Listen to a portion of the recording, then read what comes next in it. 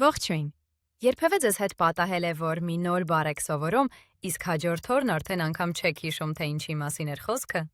Ծանոթ զգացողություն է, չէ՞։ Բայց գիտեք ինչ, գուցե խնդիրը ձեր հիշողության մեջ չէ, այլ այն մեթոդի, որով փորձում եք սովորել։ Այսօր մենք միասին կբացահայտենք մի շատ պարզ, բայց անհավանական հզոր գործիք, որն իսկապես կարող է փոխել սովորելու մասին ձեր պատկերացումները։ Ահա,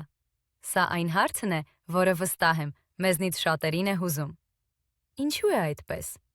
Ինչու է լինում, որ մի օր նոր ինֆորմացիա ենք յուրացնում, իսկ հաջորդ առավոտ այն կարծես ուղղակի գոլորշացած լինի մեր մտքից։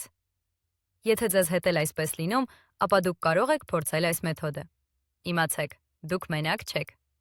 Եվ ուզում եմ հենց սկզբից ձեզ հանգստացնել, որ ձեր հիշողության հետ ամեն ինչ կարգին է։ Խնդիրը սովորաբար ոչ թե մեր կարողությունների, այլ մեր կիրառած մոտեցումների մեջ է պարզվում է։ Այն մեթոդները, որոնց մենք այդքան սովոր ենք, հաճախ պարզապես արդյունավետ չեն, եւ սա վերաբերում է ոչ միայն առանձին բառերին։ Խնդիրը շատ ավելի խորն է։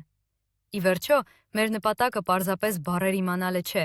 այլ լեզուն զգալը, դրա մեջ ապրելը եւ այն վարպետորեն օգտագործելը։ Դե ինչ, եկեք մի փոքր խորանանք։ Այն երևույթը, որը մենք բոլորս մեր մաշկի վրա զգացել ենք, իրականում գիտական անուն ունի՝ մոռացության կոր։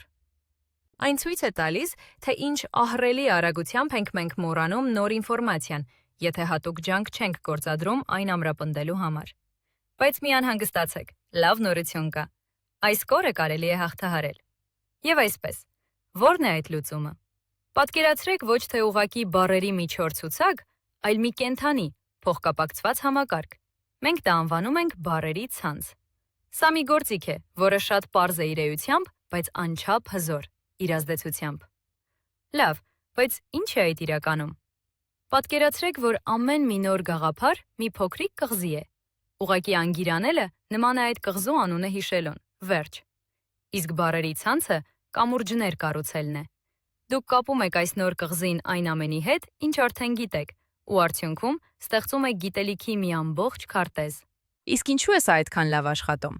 Որովհետև դուք ոչ թե պարզապես բառեր եք ավելացնում ձեր բառապաշարին, այլ ձեր ուղեղում ստեղծում եք իրական, ամուր, նյարդային կապեր։ Սա նշանակում է, որ գիտելիքը ոչ թե ժամանակավորապես է մնում ձեր մտքում, այլ դառնում է ձեր մտածողության մի անբաժանելի մասը։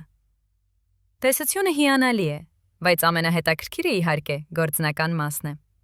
Հիմա մենք միասին հենց այստեղ քայլ առ քայլ կառուցելու ենք մեր առաջին բառերի ցանցը։ Ու դուք կտեսնեք, որ սա շատ ավելի հեշտ ու հետաքրքիր է, քան կարող է թվալ առաջին հայացքից։ Որպեսզի ամեն ինչ շատ պարզ լինի, եկեք սկսենք մի բառից, որը բոլորս էլ լավ գիտենք ու սիրում ենք։ Ուրախ։ Ահա մեր պլանը՝ 5 պարզ քայլ։ Սրանք շերտեր են, որոնք մենք դնելու ենք իրար վրա, մինչև ստանանք մեր ամբողջական ցանցը։ Դե ինչ, գնացինք։ Ամեն ինչ սկսվում է հիմքից, չէ՞։ Առաջին քայլը բառի բուն հիմնական իմաստը հասկանալն է։ Սա մեր ցանցի կենտրոնն է, մեր խարիսխը։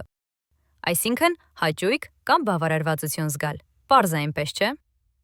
Հիմա, երբ կենտրոնը ունենք, եկեք ավելացնենք բառի հարևաններին, որոնք են ուրախի հոմանիշները՝ զվարթ, երջանիկ։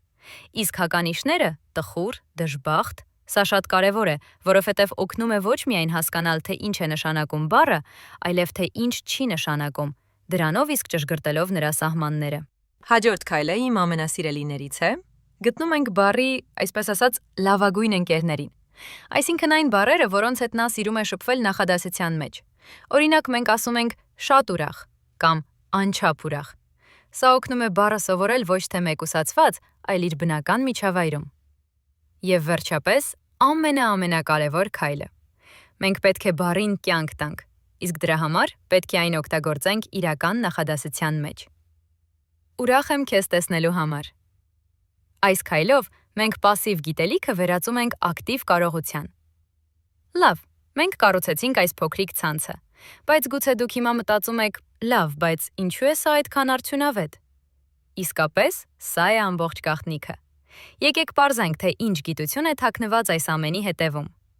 Հիմա եկեք, այսպես ասած, բացենք շղարշը եւ տեսնենք, թե ինչն է այս մեթոդը դարձնում այդքան հզոր։ Մենք կխոսենք կապերի գիտության եւ այն հոգեբանության մասին, որը թաքնված է այս պարզ թվացող ցանցի հետևում։ Այս ամբողջ մեթոդի հիմքում ընկած է մի շատ հետաքրքիր հայեցակարգ, որը կոչվում է ուսուցողական փայտամած։ Մի քիչ տարօրինակ է հնչում, բայց պատկերացրեք սովորական շինարարական փայտամած, որն օգնում է շենք կառուցել։ Ուսուցման մեջ սա նույն դերն է կատարում, օգնում է մեզ քայլ առ քայլ կառուցել մեր գիտելիքները։ Իդեպ, այս գաղափարը նոր չէ։ Այն մշակել է հանրահայտ հոգեբան Լև Վիգոտսկին։ Նրա հիմնական միտքը, եթե շատ պարզեցնենք, հետևյալն էր. մենք շատ ավելի լավ ենք սովորում, երբ ունենք ժամանակավոր աջակցության համակարգ, որն օգնում է մեզ հասնել ավելի բարձր մակարդակի, քան մենք կարող ենք ինքնուրույն։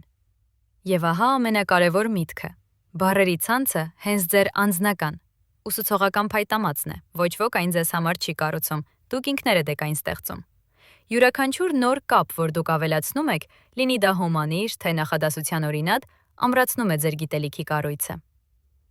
Լավ, մենք սկսեցինք մեկ բառից, բայց հիմա եկեք մի քայլ հետ գնանք ու տեսնենք ավելի մեծ պատկերը, որովհետև այս գործիքը շատ ավելին է, քան պարզապես բառեր սովորելու միջոց։ Սա մտածելու եղանակ է։ Ուզում եմ, որ սա շատ լավ հիշեք։ Բառերի ցանցը ուղղակի բառեր սովորելու վարժություն չէ, այն ցանկացած բարդ թեմա ուսումնասիրելու և իսկապես խորը հասկանալու ունիվերսալ մոդել է։ Մի պահ պատկերացրեք, դուք կարող եք այս նույն մեթոդով քարտեզագրել ձեր սիրելի պատմական իրադարձությունը, մի բարդ գիտական տեսություն, որը միշտ ուզել եք հասկանալ, կամ նույնիսկ ձեր սիրած վեպի հերոսների միջև եղած բարդ կապերը։ Հնարավորություններն իսկապես անսահման են։ Դե ինչ, հիմա հերթը ձերն է։ Միակ հարցը, որ մնում է, ո՞ր նոր աշխարհն եք դուք քարտեզագրելու առաջինը։ Փորձեք այս մեթոդը։ Սկսեք կառուցել ձեր կապերը, և դուք կտեսնեք, որ իսկական ուսուցումը ոչ թե անգիր անելն է, այլ հենց կապեր ստեղծելը։